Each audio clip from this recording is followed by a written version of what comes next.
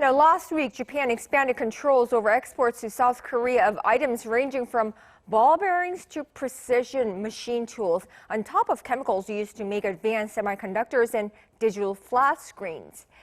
As part of our week-long series of seeking experts' views on various aspects of the Seoul-Tokyo trade row and their escalating discord, we focus on its threats on diplomatic and security cooperation today. Joining me live from Washington, D.C. is Scott Snyder, Director of U.S.-Korea Policy at the Council on Foreign Relations. Scott, great to see you again. Yeah, glad to be with you. Now, Scott, the latest pressure point between South Korea and Japan is, on the surface, a trade spat. Tokyo says that the latest export restrictions decision was about its national security. Seoul says it was a retaliation in a long-running dispute over Koreans forced to work for Japan during World War II. Now, others say it has a lot to do with geopolitics. What is this really about?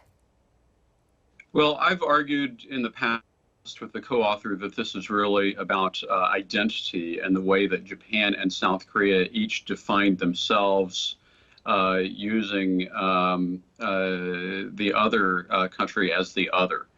And so if we look at it as an identity conflict, I think that it just goes to show how deep the gap is between the two sides and how out of sync they are in terms of mindset and security perception at this moment. Now, speaking of security, obviously the toll of this dispute is also starting to go beyond the economic damage of the trade standoff. There are also concerns that the economic decoupling of South Korea and Japan could lead to a disintegration of a secured political cooperation between unwilling partners. Now, we've just seen North Korea fire another 2 projectiles into the East Sea just hours ago, and which was the 4th time in the last 13 days.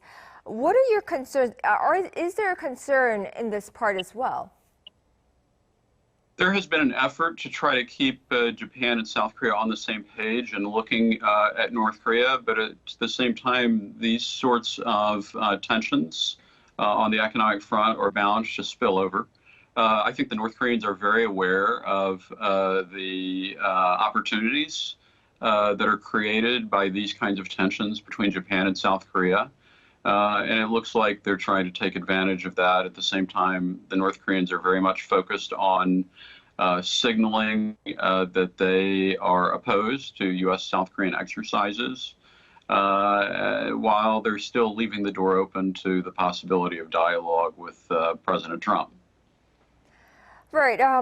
South Korean government officials have said that they were carefully considering withdrawing from a vital intel sharing deal that South Korea and Japan, which are both, of course, which both host American military bases, signed in 2016 at really Washington's urging. What are the consequences of this action, pulling out of GSOMIA? Well, I think the main consequence would be that it would create a new issue, a new gap in U.S.-South Korea relations at a time when I think that both sides should be trying to work with each other. There are a number of other issues emerging that are potential points of friction between the United States and South Korea, including the issue of burden sharing. But this GSOMIA issue is one that I think is worrisome in the context of the Japan-South Korea dispute.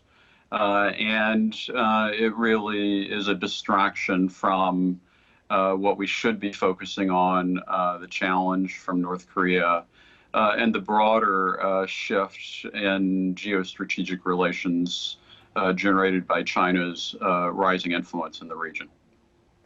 Right. So there's another U.S.-China trade war going on with China-U.S. just hours ago, designating China as a currency manipulator. Now, despite the dangers of a deepening divide between its allies, the U.S., however, has been reluctant to actively get involved to repair this rift. Why so? I mean, and what are your prospects from here on forth? the rift between South Korea and Japan. Well, obviously, the U.S. is focused on many different issues right now, including U.S.-China relations. Japan, South Korea, I think the Trump administration has been behind the curve in terms of addressing some of those kinds of issues. And it really is potentially detrimental to the U.S. interest. I think the U.S. should be pushing a lot harder for a timeout in Japan-South Korea relations, where both sides agree not to make the situation worse. Japan by pledging a freeze on implementation of some of the export restriction measures, and South Korea by putting a freeze on implementation of the Supreme Court ruling. This would buy time for both sides to work on reestablishing a stable relationship. I'd like to see the United States take a more active role in pursuing that kind of timeout, and then also helping both sides to bridge the gap. Basically, the U.S. should be creating an enabling environment for stabilization of the Japan-South Korea relationship. Right, and for the U.S. sake as well, as it really has a security alliance architecture here in Northeast Asia. All right, Scott Snyder, Senior Fellow at Council on Foreign Relations and our favorite go-to expert on security in Northeast Asia. Many, many thanks as always for your insights. Thank you so much, Jen.